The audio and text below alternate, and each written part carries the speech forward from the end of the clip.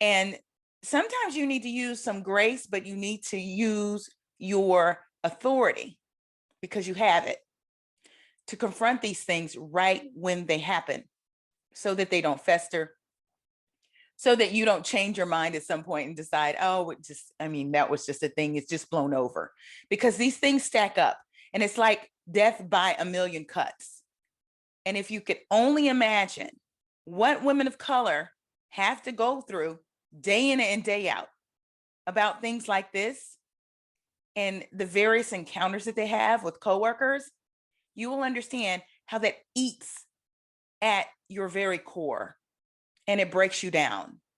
And this is one of the reasons why asking a woman of color if she's experiencing imposter syndrome is sometimes very off, because we come into these environments knowing exactly who we are and exactly our value and what we're worth. And then these microaggressions come and chip away at it. Then we start to question. That's not imposter syndrome. That's bias. All right. So listen, towards the end of this chapter, I start to talk about how bias is just another form of rejection in the word no. And it comes in so many different forms. And I share with you one of the best ways to handle and shift your mindset about rejection, no, and bias. First of all, don't take it personally. Because here's the thing. It could be you or any other person of color, and they would still do the same thing, okay? When you get that idea in your head, you realize that it really isn't about you per se.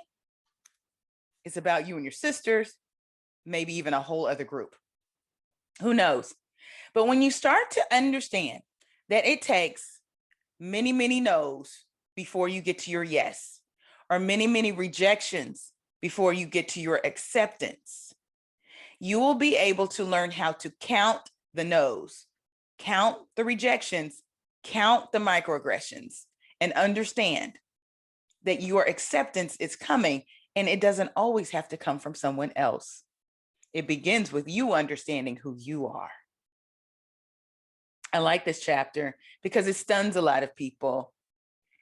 A lot of people have never experienced this before. And then when they read it, they're like, oh my God, this happens. Yes, it happens. And sis, we can make it through it. We can make it through it. That's the end of chapter 4. It's time for some coaching questions. The online course and discussion guide is now on sale on SlayNet for only $99.